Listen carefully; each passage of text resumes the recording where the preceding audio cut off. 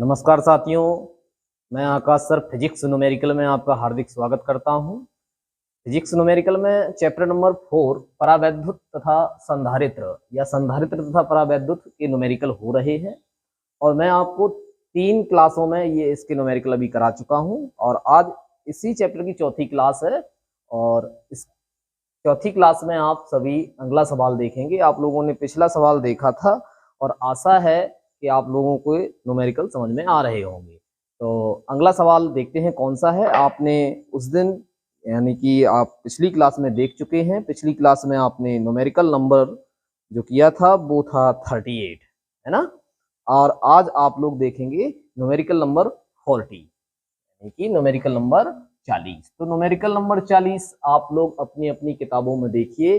किसी की किताब में यही न्यूमेरिकल हो सकता है 39 हो या हो सकता है 41 हो, तो थोड़ा नंबर इधर उधर हो सकता है लेकिन न्यूमेरिकल मिलेगा जरूर। तो न्यूमेरिकल क्या है, न्यूमेरिकल को पढ़ते हैं। इसमें एक डायग्राम बना हुआ है और इस डायग्राम में कहा गया है कि ए बी के बीच परिणामी धारिता ज्ञात करिएगा। तो डायग्राम देखना है पहले, डायग्राम किस तरह का बना हुआ है। तो डायग्राम में बच्चे 3 संधारित्र बने हुए हैं। तो ये देखिए बच्चे, एक संधारित्र यहाँ लगा हुआ है, ठीक है, और एक संधारित्र यहाँ फिक्स किया गया है और एक संधारित्र यहाँ फिक्स किया गया है। इस तरह का कुछ डायग्राम बना हुआ आपको दिख रहा होगा। ये ए पॉइंट है और ये बी पॉइंट है। फिर कुछ और इसमें बनाया गया है। तो देखो बच्चे, ये यहाँ से ले जाके कनेक्शन, यहाँ से कनेक्शन दिया गया है इधर और इसमें इधर दिया गया है। देखो बच्चे, इस तरह का कुछ आप लोग डायग्राम अपनी अपनी किताबों में देख पा रहे होंगे न्यूमेरिकल नंबर 40 में।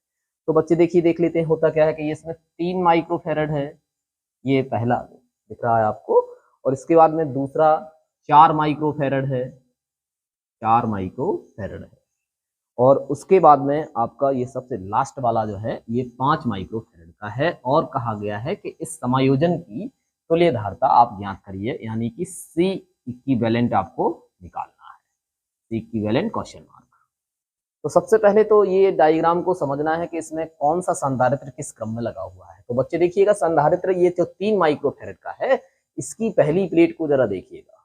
पहली प्लेट ए पॉइंट से जुड़ी हुई है, इसकी पहली प्लेट आपकी ए पॉइंट से दिख रही है। और देखिए, ये पहली प्लेट इसकी ए पॉइंट से जुड़ी हुई है ना। और ये जो 4 माइक्रोफेरेड का है, इसकी दूसरी प्लेट देखिएगा ए पॉइंट से जुड़ी हुई है ना। तो ऐसे बना लिया। और 5 माइक्रोफेरेड का है, इसकी पहली प्लेट भी देखिएगा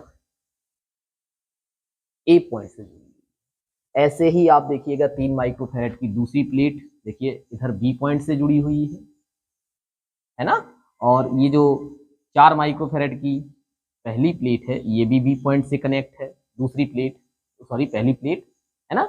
और 5 माइक्रोफेरेड, ये 5 माइक्रोफेरेड की ये देखिए दूसरी प्लेट है, ये भी यहाँ कहाँ जुड़ी हुई है, बी पॉइंट से जुड़ी हुई है। तो डायग्राम कुछ इस तरह से आपको बना लेना है ना। फिर बाद में आपको इसको जोड़ देना है। देखो बच्चे, ये ए पॉइंट है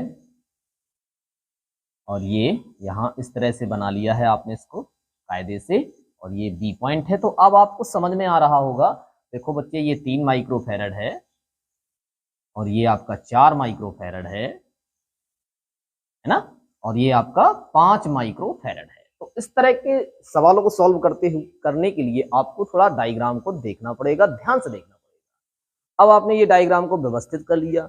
अब आपको ये पहचानना है कि ये कौन से क्रम संयोजन को बता रहा है। तो आपको एक तरीका बताया है मैंने कि एक रास्ता श्रेणी क्रम। यदि संधारित्र एक ही रास्ते में हो तो श्रेणी क्रम है, अदरवाइज समांतर क्रम है। तो क्या ये एक ही रास्ते में है? देखिए, यहां से गए तो 3 रास्ते हो गए, तो ये कौन सा क्रम हुआ? समांतर क्रम। और आप सब जानते हैं कि समांतर क्रम संयोजन में तुल्य धारिता का व्यंजक होता है C equivalent is equal to C1 plus C2 plus C3। तो इस तरह से फॉर्मूले को बॉक्स में बंद किया करो, महत्वपूर्ण बात है, फॉर्मूले बॉक्स में बंद किया जाता है। तो देखिएगा, C equivalent is equal to C1 कितना है आपका 3, C2 कितना है आपका 4 और C3 कितना है बच्चे 5 है। तो इस तरह से आपका आंसर आपको देखने को मिलेगा। तो C इक्विवेलेंट देखिए कितना हुआ, 4 3 7 और 12 माइक्रोफेरेड इसका बच्चे आंसर आएगा। आप लोग देखिएगा इसको, है ना। इसी क्रम में अगला सवाल देखेंगे। अगला सवाल जो भी है वो आप लोग देखिएगा। तो अगला सवाल बच्चे सवाल नंबर 41 है। तो 41 नंबर का जो न्यूमेरिकल है ये बच्चे यूपी बोर्ड 2008 की परीक्षा में, और ये वाला जो 40 था 2006 की परीक्षा में महत्वपूर्ण भूमिका निभाया था। अब देखिएगा ये 2008 की परीक्षा में महत्वपूर्ण था, है ना। तो अब इसमें डायग्राम है, इसमें भी डायग्राम है। 41 में आप डायग्राम देख पा रहे होंगे। तो देखो मैं डायग्राम यहाँ बना देता हूँ और आप लोग भी देखिएगा। इसमें भी ए बी के बीच तुल्यधारता निकालनी है। तो डायग्राम किस तरह का है, तो देखो बच्चे यहाँ पर एक संधारित्र लगा रखा है उन्होंने, और यहाँ पर एक, और इधर एक, राइट। फिर उन्होंने ऐसे बनाया है, ठीक है। फिर उन्होंने एक यहाँ दे दिया है, यहाँ पॉइंट दिया है, और यहाँ पर, ठीक है बच्चे। ए और बी पॉइंट के बीच में ये इतने संधारित्र जुड़े हुए हैं, 4 संधारित्र जुड़े हुए हैं, और चारों संधारित्रों की धारिता का टोटल पूछा गया है। तो देख लेते हैं।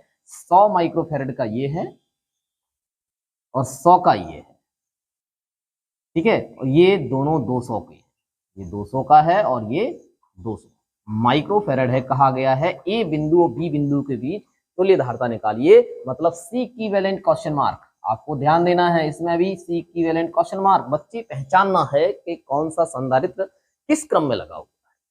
तो इस तरह के सवालों को सॉल्व करने के लिए बड़ी समस्या आया करती है कि कैसे इसमें पता लगाएं कि कौन सा संधारित्र किस क्रम में है ना।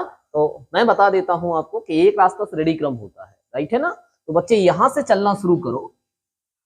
आप यहां गए, इस रास्ते में देखो, केवल इस रास्ते में जाके देखो। इस रास्ते में ये क्या अलग अलग रास्ते हैं? नहीं है, एक ही रास्ता है ना। तो एक ही रास्ता है तो श्रेणी क्रम है। तो इन दोनों को पहले सॉल्व करो, ठीक है। तो इन दोनों को जब आप सॉल्व करोगे तो इनकी तुल्य धारिता, श्रेणी क्रम है तो श्रेणी क्रम में 1/c = 1/c1 का मतलब 200। यहां भी देखिएगा 1/200, ठीक है ना। तो बच्चे इस तरह से आपने इसको सॉल्व किया तो देखा कि यहाँ पे कितना एलसीएम हुआ, 200 एलसीएम हुआ, यहाँ 1 हुआ, यहाँ भी 1 हुआ। इसको सॉल्व किया आपने, 2/200 1/100, ठीक है। तो आपने देखा कि C = 100 माइक्रोफैरड आया, ठीक। इन दोनों को सॉल्व किया तो इन दोनों की जगह पे एक बना लिया आपने। कितने का बना लिया? 100 का बना लिया, राइट है। अगर आप थोड़ा चित्र बना के देखोगे तो थोड़ा, चलो बना लेते हैं, थोड़ा आसान हो जाएगा बच्चे। तो आपने चित्र बनाया, चित्र किस तरह से बन जाएगा ये देखिएगा। ये यहाँ पर एक लगा हुआ है और इन दोनों को मिला के आपने एक बना लिया है, और ये तो है ही आपके पास में, ठीक है। कुछ इस तरह का दिखने लगा अब डायग्राम। तो आपको पता है कि ये तो 100 पहले से था ही, और इन दोनों को टोटल बनाया 100, ठीक है। और ये नीचे देखो बच्चे 100, राइट। अब गौर फरमाइए, यहां से चलना शुरू किया आपने। एक रास्ता श्रेणी क्रम होता है, परंतु आप यहां गए तो देखा कि एक रास्ता ये है, एक रास्ता ये है। तो इसका मतलब ये 100-100 वाले कौन से क्रम में हुए? समांतर क्रम में। और समांतर क्रम में तुल्य धारिता का जो व्यंजक हुआ करता है वो C = C1 + C2, है ना। आप ऐसा करो, इसको C1 मान लो टोटल। तो देखिएगा ये समांतर क्रम में है, ये 100-100 के, क्योंकि एक रास्ता श्रेणी क्रम, लेकिन ये समांतर क्रम है, एक रास्ते में नहीं है, अलग अलग रास्तों में है। तो देखो C1 = 100 + 100 बराबर कितना? 200 माइक्रोफैरड।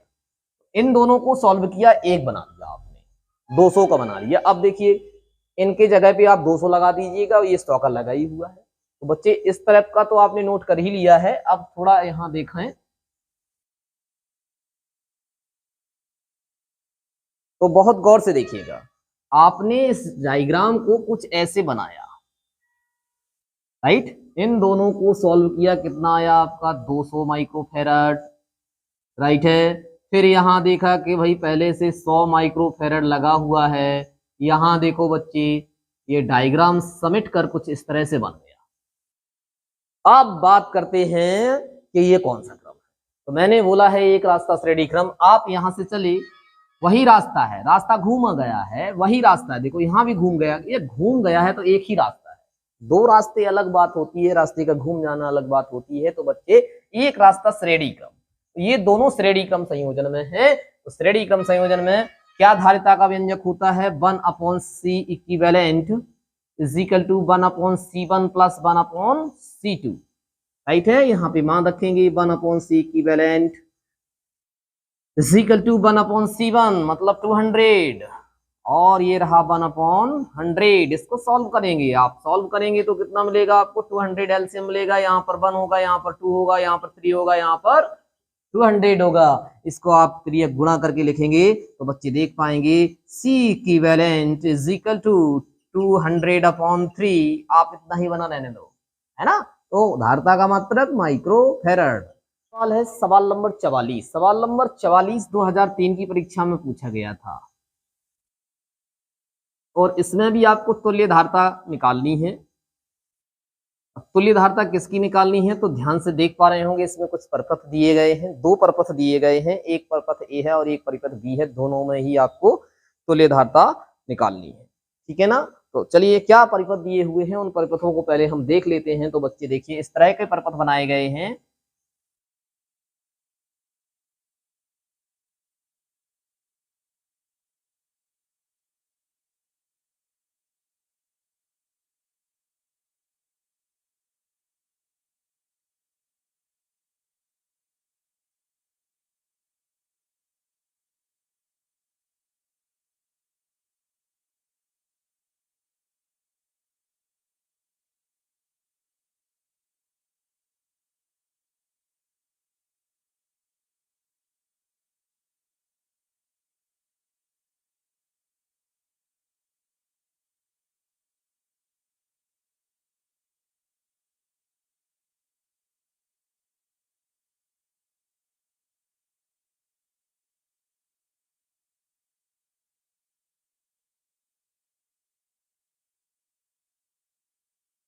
देखो बच्चे, तो सवाल नंबर 44, इसमें इस तरह का ये परिपथ सवाल नंबर 44 का ए पोर्शन मैं आपको बता रहा हूं, और उसमें इस तरह का डायग्राम बना हुआ है और कहा है कि इस समायोजन की या इस परिपथ की आप तुल्य धारिता निकालिए। तो बच्चे इसको थोड़ा समझना पड़ेगा, इसमें क्या है क्या नहीं है। इस तरह के सवालों को बनाने के लिए आपको इस डायग्राम को थोड़ा व्यवस्थित बनाना पड़ेगा। ये होते क्या है, ये बच्चे परपथ है, एक तरह के चालक तार हुआ करते हैं। ये इन तारों को मोड़कर ऐसे किया गया है। तो मैंने क्या किया है कि इस तार को यहाँ से कट कर दिया, कट कर देने के बाद में इसको सीधा कर दिया। तो सीधा जब हम कर देंगे तो बच्चे देखो पकड़ के ऐसे सीधा कर दिया, यहाँ पकड़ लिया और यहाँ से काट के इसको खींच दिया तो इस तरह से दिखेगा कुछ इस तरह से, ये सीधा हो गया, राइट है। फिर ऐसे ही कुछ इसके साथ किया है, इधर देखो इसके साथ किया है, इसको यहाँ से काट के इसको नीचे खींच दिया है, तो इसको ऐसे खींच दिया, ऐसे बना लिया, ठीक है। तो इन दोनों की व्यवस्था लगाई। अब आपने इसको भी यहाँ से कट किया, कट करने के बाद देखो इसको भी खींच दिया यहाँ से पकड़ के, तो ये ऐसे हो जाएगा, ठीक है ना। तो ये ऐसे हो जाएगा। अब बचा आपके पास क्या, अब आपके पास में ये बचा है, तो इसको भी आपने यहाँ से काट के ऐसे कर दिया, तो ये इधर चला जाएगा, ये इधर चला गया भाई, राइट है ना। अब बीच वाला देखिए, बीच वाला बीच में आ गया, बीच वाला बीच में आ गया, और इसको इस तरह से आपने व्यवस्थित किया तो आपने देखा कि 2 माइक्रोफैराड ये है, राइट, 6 माइक्रोफैराड ये है, और 2 माइक्रोफैराड यहाँ नीचे लगा हुआ है, और 6 माइक्रोफैराड यहाँ नीचे लगा हुआ है। कोई दिक्कत वाली बात नहीं है। आपको इस तरह से इस डायग्राम को व्यवस्थित करना पड़ेगा। ये सवाल का डायग्राम बना हुआ है और ये आपका आंसर का डायग्राम चल रहा है, राइट है ना। तो अब बच्चे थोड़ा यहाँ पे ध्यान देखो, मैं ध्यान देने वाली बात एक चीज बता देता हूँ कि ये बच्चे व्हीटस्टोन ब्रिज है। ये व्हीटस्टोन ब्रिज में क्या रहता है कि बच्चे व्हीटस्टोन ब्रिज एक ऐसा समायोजन होता है, तो ये एक समायोजन होता है ना, जिसकी सहायता से किसी चालक तार का प्रतिरोध ज्ञात करते हैं। तो उसे व्हीटस्टोन ने बनाया था, इसलिए व्हीटस्टोन सेतु बोलते हैं इसे। व्हीटस्टोन सेतु की खासियत होती है कि ये जो बीच में लगा हुआ है, ये यहाँ संधारित्र लगा हुआ है, हालांकि वो प्रतिरोधों के लिए होता है, तो यहाँ पे संधारित्र, तो बीच वाला जो भी हो, चाहे वो प्रतिरोध तार हो या फिर क्या हो, या फिर हो संधारित्र, तो ये आपका निष्क्रिय रहता है, ये काम नहीं करता है, तो ये कुछ काम का नहीं है ना। तो ये 4 काम के रहते हैं। तो ये व्हीटस्टोन ब्रिज है, इसलिए ये 5 माइक्रोफैराड का ये काम नहीं करेगा। तो हमको इस पर ध्यान देना है, 1, 2, 3 और 4 इन संधारित्रों पर ध्यान देना है। बकाया का ये जो बीच में लगा हुआ है, इस पर ध्यान नहीं देना है क्योंकि व्हीटस्टोन ब्रिज होने की वजह से ये काम। तो अब आप 4 पर ध्यान दीजिएगा और तुल्य धारता ए बी के बीच निकालना है। तो बच्चे जानते हैं कि एक रास्ता श्रेणी क्रम होता है, ये देखिएगा। तो 2 और 6 किस क्रम में हो गए? श्रेणी क्रम में। ठीक है, तो आप इनको सॉल्व करिएगा। तो इनको जब आप सॉल्व करेंगे तो 1/C1, ठीक है, ये 1/C1 इज इक्वल टू इन दोनों का टोटल मान लिया, तो 1/2 प्लस 1/6। ठीक, इसको सॉल्व करो भाई। आपने 6 एलसीएम लिया यहां से, ठीक है ना। तो यहां पर 3 हुआ और यहां पर 1 हुआ, इस तरह से 4/6 हुआ। ठीक बच्चे, अब आप देख पा रहे होंगे कि C1 बराबर आया आपका 6/4 माइक्रोफेरेड। तो ये C1 आया। सेम प्रोसेस यहां है, नीचे भी यही है, देखिएगा। तो यहां पर आप मान लो तुल्य धारता C2, तो 1/2 प्लस 1/6 इज इक्वल टू, इसको सॉल्व किया आपने, सेम बिल्कुल जैसे इसको सॉल्व किया था वैसे ही इसको कर दो। तो C2 देखिए कितना आया आपका 6/4 माइक्रोफेरेड। यदि आप चित्र को दोबारा थोड़ा बनाना चाहें तो इन दोनों को मिलाकर एक बना लिया, इन दोनों को मिलाकर एक बना लिया। तो आप देखिए डायग्राम कुछ इस तरह से दिखेगा। बीच वाला तो काम नहीं कर रहा है क्योंकि वो व्हीटस्टोन सेतु है, इसलिए उसको छोड़ दिया है। क्यों छोड़ दिया है तो पूछा जाए, व्हीटस्टोन ब्रिज है होने के कारण उसको छोड़ दिया गया है। ठीक है ना। तो ये देखिए यहाँ पर भी 6/4 है और यहाँ पर भी 6/4 है। जरा बताओ तो कौन सा संयोजन है ये, श्रेणी क्रम या समांतर क्रम? तो आप जानते हैं एक रास्ता श्रेणी क्रम होता है, परंतु ये दोनों तो अलग अलग रास्तों में है। तो सीधी सी बात है कि ये तो समांतर क्रम संयोजन है। और समांतर क्रम संयोजन में तो तुल्य धारता का व्यंजक आपने ये पढ़ा है, C equivalent C1 plus C2, है ना बच्चे। तो C equivalent is equal to C1 6/4 plus 6/4, और आपने 4 एलसीएम लिया यहां पर, तो कितना हुआ 6 प्लस 6 इज इक्वल टू 12/6, तो सॉरी 12/4। ये देखिएगा 3 बार कैंसल हो गया ये। तो आपने देखा कि इस तरह से इसकी जो तुल्य धारता आई वो 3 माइक्रोफेरेड आई। तो बच्चे इस तरह से ये सवाल लगते हैं। इस प्रकार का यदि और कोई भी सवाल हो तो उसको भी ऐसे ही सॉल्व करना है, जैसे कि इसका पोर्शन 44 का जो दूसरा सवाल दिया हो बी पोर्शन, तो कुछ इस तरह का ही है, तो उसको भी देखेंगे। उससे पहले आप ये नोट करिएगा।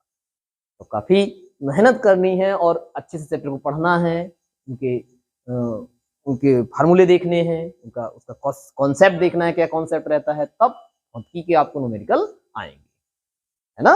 तो देखिएगा। और अच्छा एक बात और मैं आपको बता दूं कि आप लोग क्या करते हैं कि लाइक नहीं करते हैं वीडियो को लाइक कर दिया करो और सब्सक्राइब भी किया करो।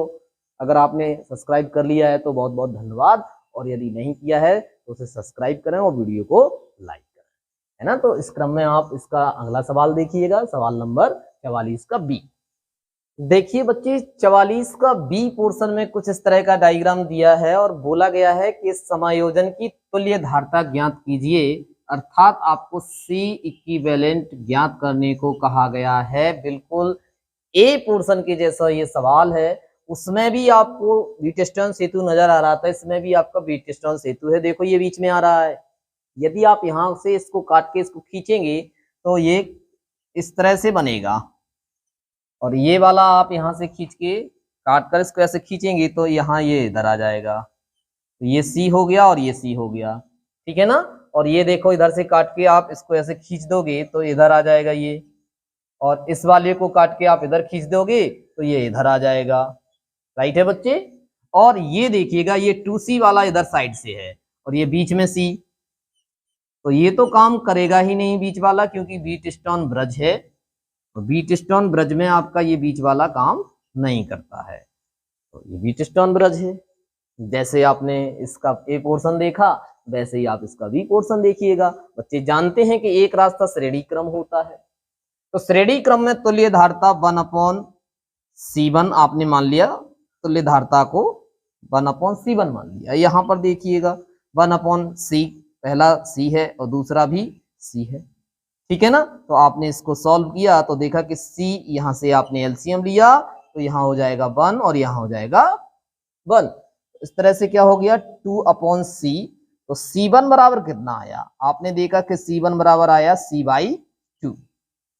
सेम प्रोसेस यहाँ अप्लाई करिएगा, ये तो आपका काम नहीं करेगा, बीट स्टोन ब्रज है बीच वाला, तो सेम यहाँ करिएगा। तो सेम कैसे 1/C2, तो 1/C प्लस 1/C बराबर C, और यहाँ हो जाएगा आपका ये। ठीक है, इस तरह से आपने देखा कि C2 बराबर आया C/2।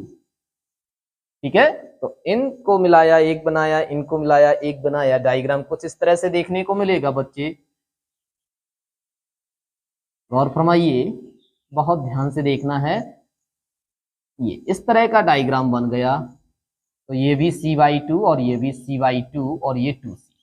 कह रहे हैं कि समायोजन की तुल्यदार्ता, तो कौन सा क्रम है इन दोनों में, इन दोनों में समांतर क्रम है। और समांतर क्रम में क्या व्यंजक लगाते हैं आप, तो इसको देखो क्या व्यंजक हो जाएगा, C बराबर C1 प्लस C2 होता है ना, C1 प्लस C2। तो इसमें देखो इन दोनों के लिए C1 की जगह आपने रखा C/2 और इसमें भी रखा आपने C/2। तो सॉल्व किया भाई, 2 एलसीएम लिया, राइट है ना, C प्लस C तो 2C/2, राइट। अब आपको क्या करना है, 2C/2 है, ठीक। तो अब आप इसका त्रियक गुणा करें, त्रियक गुणा करेंगे तो ऐसा करो भाई, अभी आप इसको कुछ मान लो भाई, क्योंकि यहां से आपको कंफ्यूजन क्रिएट हो जाएगा, है ना। या त्रियक गुणा ना करो तो आप सीधा इसको रखो, सॉरी। तो आपने देखा कि C बराबर क्या आया, 2C/2, ठीक। अच्छा, इसको आप ऐसा करिए कि इसको आप तुल्य धारता के लिए यहाँ पर कुछ मान सकते हैं, इसको आप मानिएगा C1 dash, C1 dash, C1 dash, right. तो C1 dash is equal to 2C/2 आया। अब आप थोड़ा इसको देख पाएंगे, तो देखिए इन दोनों को सॉल्व किया तो 2C/2 आया है। तो इस तरह से एक ये बनाया और एक ये, तो 2C/2 इसके लिए है और ये कितना है 2C है। तो अब जरा बताइए कि कौन सा क्रम संयोजन है बच्चे, बिल्कुल सही है, श्रेणी क्रम संयोजन है।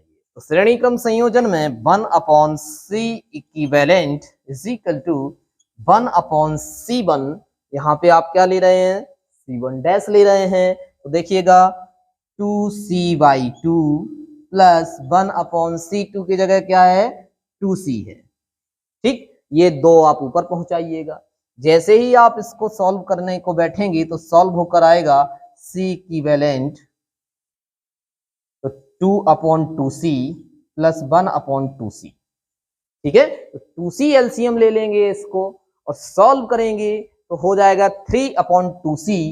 तो क्या हुआ 3/2C, और C इक्विवेलेंट आपका आंसर देखने को मिलेगा, तो C इक्विवेलेंट आपको आंसर देखने को मिलेगा 2C/3। तो बच्चे इस तरह से ये आंसर आपका होने वाला है, राइट है। आप लोग अपनी अपनी किताबों में देखिएगा 2C/3 आंसर आ रहा है। कोई भी समस्या हो तो वीडियो को दोबारा देखें, समझें उस चीज को, इस तरह से आप इसको नोट करिएगा। और इसी क्रम में अगला सवाल देखें। देखिए बच्चे, अगला सवाल है सवाल नंबर 45, और ये 2007 की परीक्षा में आया था। उसमें ये इस तरह का कुछ परिपथ दिया गया है और आपसे पूछा गया है कि बताइए इस परिपथ की तुल्य धारता क्या है, C इक्विवेलेंट इसमें भी निकालना है। आप समझ पा रहे होंगे कि ये भी एक तरह का व्हीटस्टोन ब्रज है, व्हीटस्टोन ब्रज है। देखो भाई कैसे व्हीटस्टोन ब्रज है, इस डायग्राम को थोड़ा कायदे से बनाएंगे और फिर बाद में इसको लिखेंगे, इसका सॉल्व करेंगे। तो C इक्विवेलेंट निकालने के लिए इसमें व्हीटस्टोन ब्रज दिख रहा है मुझे, देखो यहाँ से इसको यहाँ से कट कर लीजिएगा और इसको ऐसे खींच दीजिएगा, तो इधर आ जाएगा ये, है ना, इधर आ जाएगा। तो ये देखो इधर आ गया, ठीक है। और इसको इधर से ऐसे खींच के और इसको भी ऐसे कर दो इधर को, तो ये देखो इधर आ जाएगा, राइट है बच्चे। और यही कहानी इन दोनों करो, इसकी और इसकी, तो इसके साथ भी ऐसा ही कर दो और इसके साथ भी ऐसा ही कर दो। और ये बीच वाला देखो बीच में आ गया, तो ये व्हीटस्टोन ब्रज है। ये व्हीटस्टोन ब्रज आपको पढ़ाया जाएगा अगले चैप्टर में, चैप्टर नंबर 5 जो शुरू होना है उसमें, है ना। आपको अभी इतना याद रखना है कि व्हीटस्टोन ब्रज है, और व्हीटस्टोन ब्रज में जब ऐसा समायोजन दिखता है, व्हीटस्टोन ब्रज जब होता है तो उसमें बीच वाला संधारित्र हो या फिर प्रतिरोध हो, वो काम नहीं करता है।